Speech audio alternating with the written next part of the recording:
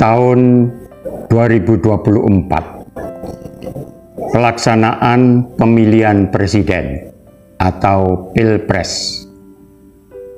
Proses politik nasional yang terjadi menjelang Pilpres telah mengesankan adanya tujuan menghalalkan cara untuk memenangkan pertarungan antar elit politik, terutama antar calon presiden. Pada prakteknya, melebihi etika the end justified the mean yang digagas seorang tokoh negarawan kontroversial dari zaman Renaissance, Niccolo Machiavelli. Dalam bukunya Il Principe atau The Prince atau Sang Penguasa, buku yang sering dikutip daripada dibaca. Keseringannya dikutip menunjukkan betapa pentingnya buku tersebut. Arti pentingnya adalah karena Machiavelli membagi dunia dalam arti apapun ke dalam dua kubu. Dibaginya dunia moral ke dalam dua kubu yang hampir tidak terjembatani, yakni dunia politik dan ahli ilmu politik. Dengan demikian, Niccolo Machiavelli membagi publik pembaca, publik politik, publik moral ke dalam dua kubu yang mencintai dan membencinya. Tragedi buku Machiavelli melebihi karya-karya lain karena Machiavelli dibenci justru oleh orang yang sangat mencintainya, yakni oleh para politisi yang memulai karirnya dengan menyumpah serapai Machiavelli untuk kemudian mempraktekkan setiap kata tanpa menghilangkan satu titik pun. Dalam Il Principe, Machiavelli mengembangkan teknik-teknik untuk merebut dan memantapkan gagasan atas kekuasaan politik. Demi tujuan itu, sang penguasa jangan mau dihambat oleh norma-norma moral. Penguasa harus bersikap kejam, tidak takut bohong, bersedia membunuh, jangan merasa terikat pada janji atau ikatan hutang budi. Seorang penguasa yang bermurah hati atau baik hati tidak akan berdaya. Kesediaan untuk mempertahankan kekuasaan dengan sarana apapun yang efektif, termasuk yang tidak bermoral, adalah inti paham yang disebut Machiavellianisme. Mengamankan kekuasaan. Pendapat Machiavelli itu lahir atas hasil renungannya. Saat merenung, Machiavelli bertanya-tanya, mengapa penguasa bisa runtuh?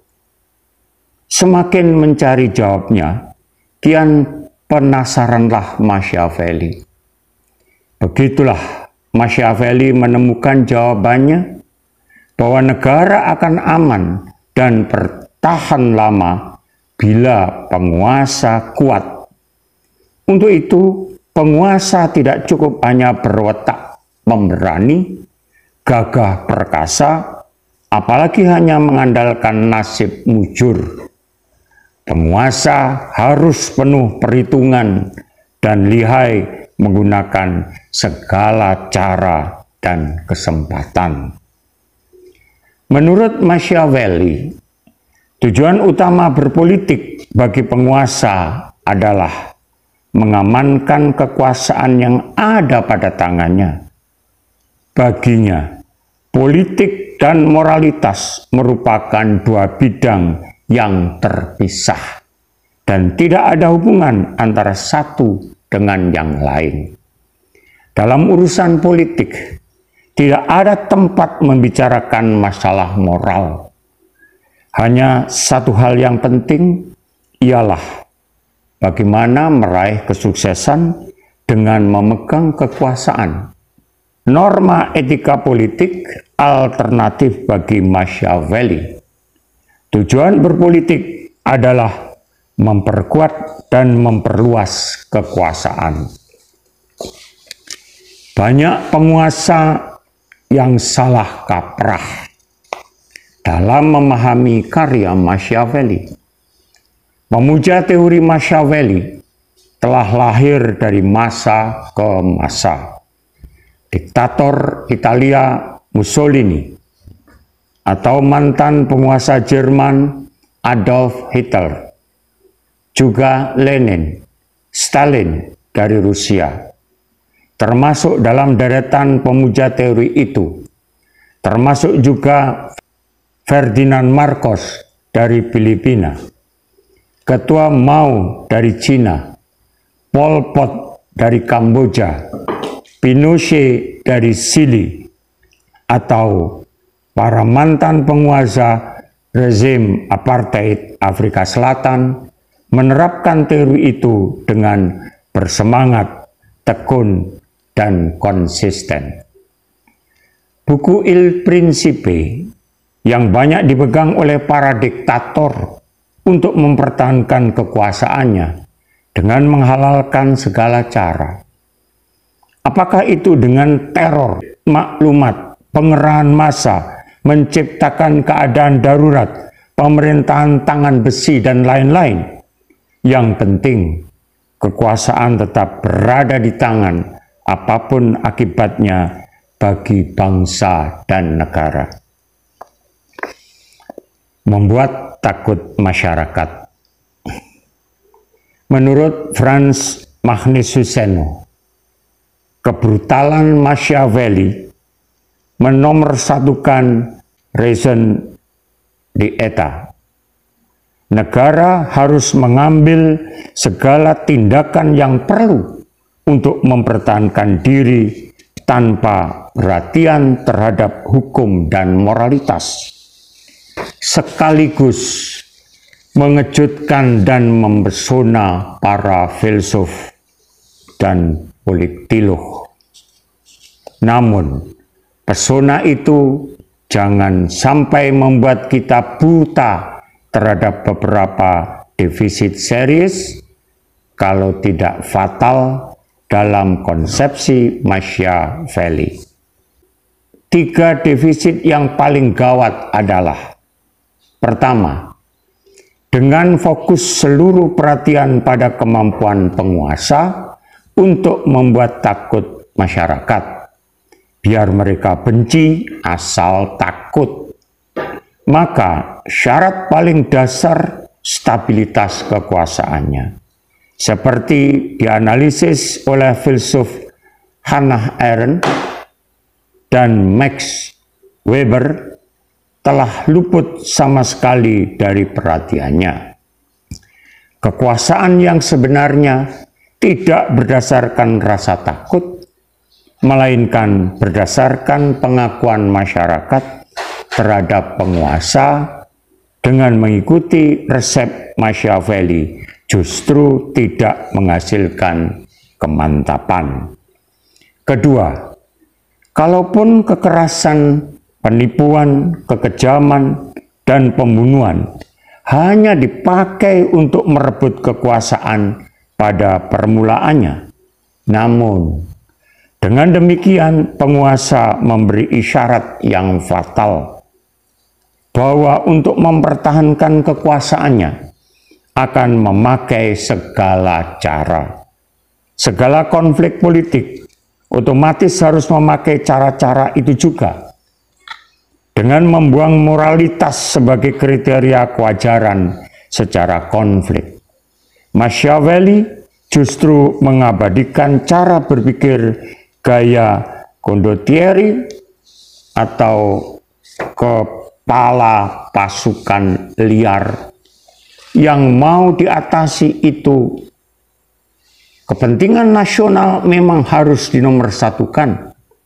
Tetapi apabila hal itu dilakukan dengan cara-cara yang tidak etis dan tidak manusiawi, justru mentorpedo diri sendiri.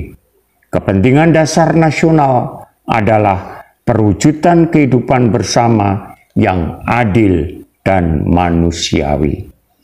Yang ketiga, Machiavelli mereduksikan seni berpolitik pada rekayasa kekuasaan, bahwa yang menentukan bagi kemantapan sistem politik adalah struktur dan institusi-institusi, terutama pelembagaan kontrol dan mekanisme korektif. Ini pun luput total terhadap perhatiannya. Padahal justru dalam masyarakat pasca tradisional yang begitu jeli diantisipasi oleh Machiavelli, hilangnya kerangka acuan tradisi perlu diimbangi oleh struktur yang mengimbangi perangai mental pribadi penguasa. Etika politik. Di negeri tercinta ini, teori Machiavelli dalam bentuknya yang lain, yang juga hadir dengan gagahnya. Contoh yang paling konkret adalah dalam konteks perpolitikan bangsa Indonesia saat ini.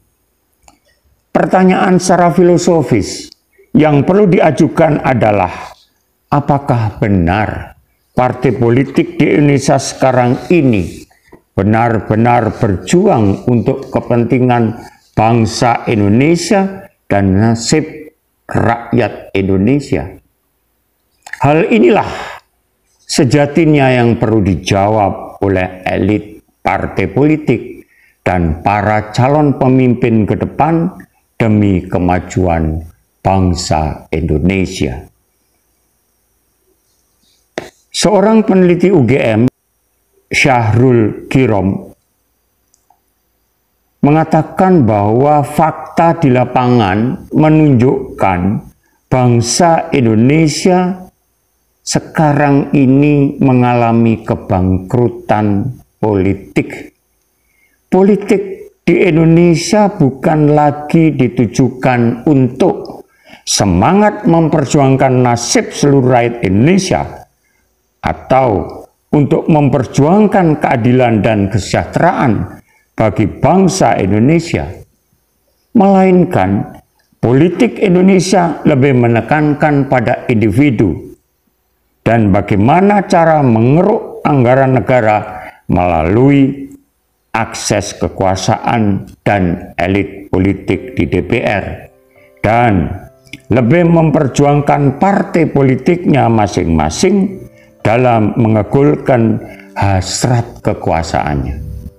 Para elit politik tidak mengerti betul sejarah kebangkitan nasional yang telah melahirkan suatu partai politik di Indonesia dengan tujuan memperjuangkan kemerdekaan dan nasib hak-hak warga negara Indonesia.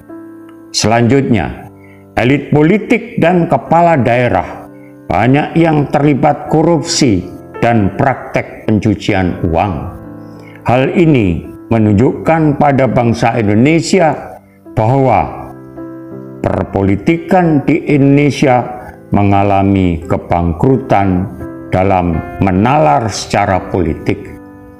Elit politik ternyata tidak mampu mengimplementasikan nilai-nilai etika politik, politik kebangsaan, politik kemanusiaan, dan politik kejujuran.